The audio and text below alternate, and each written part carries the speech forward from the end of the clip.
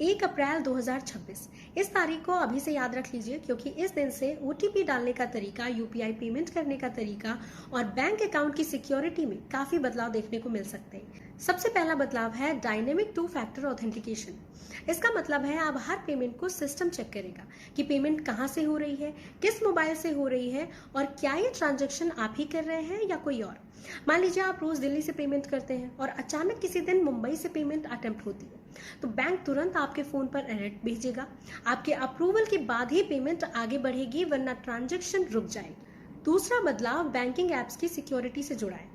अब कई ऐप में स्क्रीनशॉट या स्क्रीन रिकॉर्डिंग पर रिस्ट्रिक्शन लगाया जा सकता है, क्योंकि कई स्कैमर्स एनीडेक्स जैसे रिमोट ऐप्स का इस्तेमाल करके फोन का एक्सेस ले लेते हैं और फिर फ्रॉड करने की कोशिश करते हैं। तीसरा नया फीचर होगा नाइट टाइम ट्रांजैक्शन लॉक। इसमें आपको ऑप्शन मिल सकता है कि आप रात 11 बजे से सुबह 6 बजे तक अपने अकाउंट की पेमेंट को लॉक कर सकें।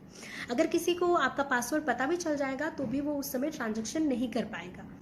चौथा बदलाव है फ्रॉड ऐप डिटेक्शन सिस्टम। अगर आपके फोन में कोई सस्पिशियस ऐप या मालवेयर मौजूद है, तो उसी समय आप ट्रांजैक्शन करने की कोशिश करते हैं तो सिस्टम आपको वार्निंग दे सकता है। पांचवा बड़ा बदलाव ओटीपी सिस्टम में हो सकता है। कई बैंक्स एसएमएस ओटीपी की जगह डायरेक्ट बैंकिंग एप्स के अंदर ओटीपी या वेरिफिकेशन देने की दिशा में काम कर रहे हैं। छठा बदलाव होगा एक्स्ट्रा सिक्योरिटी क्वेश्चंस। अगर आप रोज छोटे अमाउंट का ट्रांजैक्शन करते हैं और अचानक अकाउंट से 50,000 या उससे ज्यादा निकलने लगे, तो सिस्टम आपसे कुछ पर्सनल वेरिफिकेशन क्वेश्चन पूछ सकता है। सातवां फीचर होगा बिहेवियर बायोमेट्रिक्स, यानी बैंकिंग ऐप ये भी एनालिसिस कर सकता है कि आप कैसे टाइपिंग करते हैं, कितनी स्पीड से करते हैं और फोन कैसे यूज करते हैं।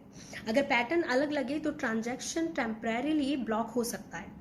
और आखिरी सिक्योरिटी लेयर है आधार बायोमेट्रिक वेरिफिकेशन। अगर आप 5 लाख या उससे ज्यादा का ट्रांजैक्शन करते हैं तो उस समय फिंगरप्रिंट, फेस स्कैन या आधार वेरिफिकेशन भी मांगा जा सकता है। इन सभी चेंजेस का मकसद सिर्फ एक है, ऑनलाइन फ्रॉड और स्कैम को कम करना और आपका बैंक अकाउंट ज्यादा सिक्योर बनाना। अगर आप ऑनलाइन पेमेंट्स करते हैं तो इन अपडेट्स के बारे में जानना आपके लिए काफी जरूरी है, तो शेयर करिए अपने फ्रेंड्स एंड फैमिली के साथ।